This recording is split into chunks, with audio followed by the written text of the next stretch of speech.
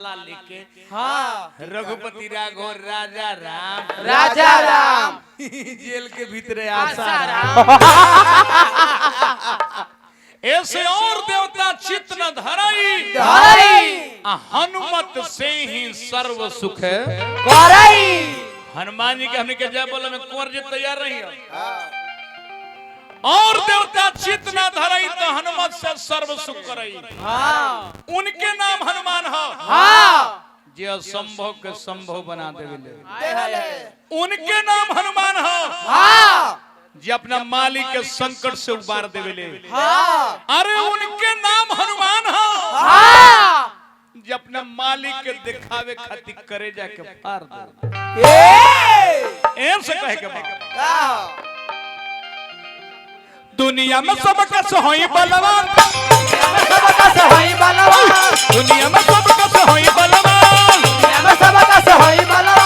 जय हनुमान जय जय हनुमान जय श्री राम।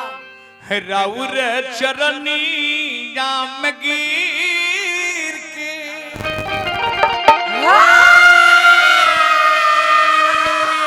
हम तो अयोरजी करीले महावीर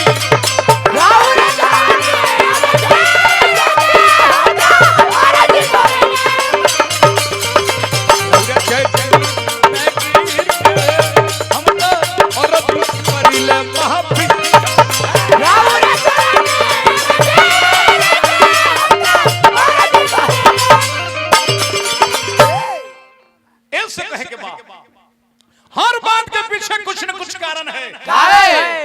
बिना कारण के कोनो बात ना होला भैया जी। रात्रि बनाया गया है सोने के लिए।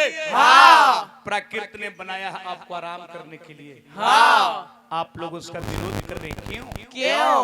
कारण है रात खाली साउंड वाला भाई जी साउंड लेके बैठे बड़े कारण है बिना कारण के कोनो बात नहीं है ना। हमनी के दू गो प्यास दू जगह सेल में का है पैसा खातिर और का नेवता पर थोड़िए नहीं ख्याल में सही कहत रह तू। हर बात के पीछे कुछ न कुछ कारण है। हनुमान जी हैं ब्रह्मचारी देवता और उनका सिंदूर लगावले रखा है। सीता जी एक बार सिंदूर लगावत रहली हनुमान जी बैठ के देखत रहले। सीता जी से पूछली कि माई काहे के लगावेलू? सीता जी कहली कि यही पर न भगवान खुश रहेले।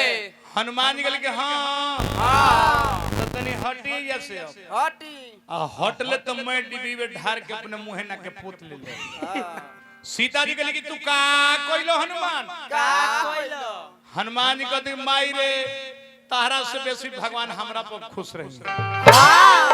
त नया अंदाज के देखो देह में लाल संदूरवा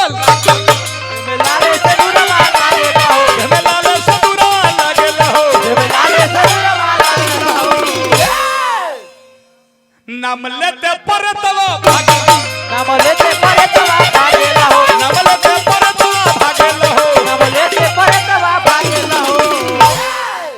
महिमा महान बल बुद्धि एक खान महिमा महान बल बुद्धि एक खान बनी हम भगया का खोली खोलया जय श्री राम। करिल सेवकाई रघुबीर की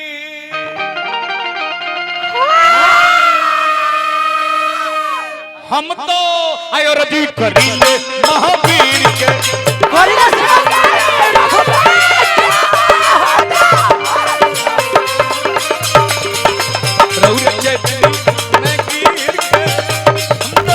और करिले महावीर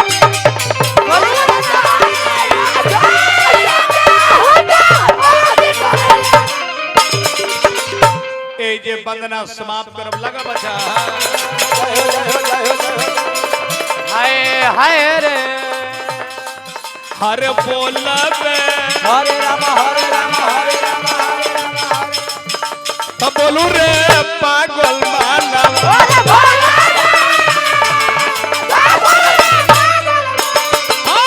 बोलबे तब बोलू रे पागल माला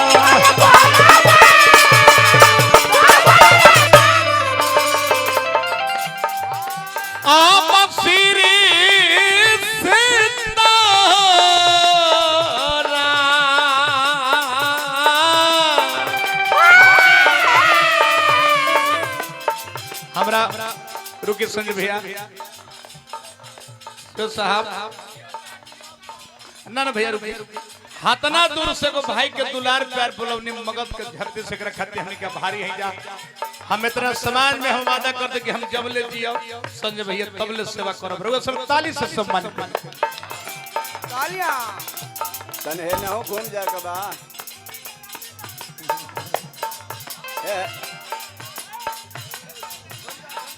आर श्री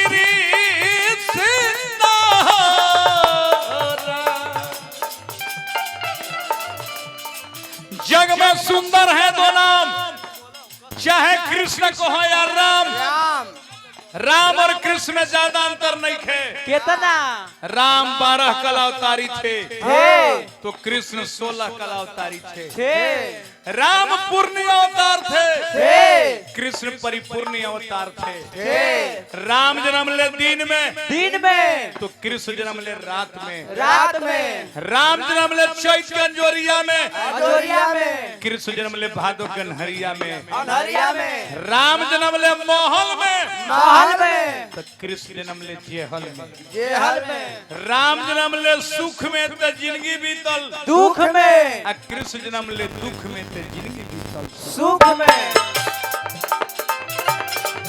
हे श्री सीताराम बोलबे तो बोल पागल मनवा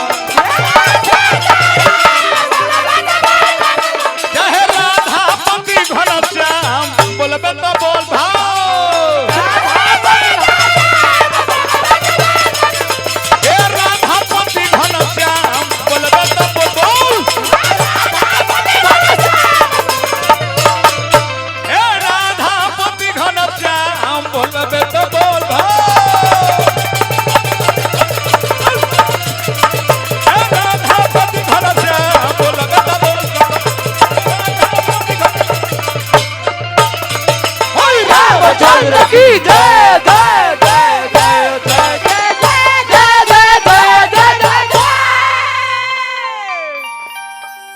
फिर मिलेंगे इस ब्रेक के बाद हाँ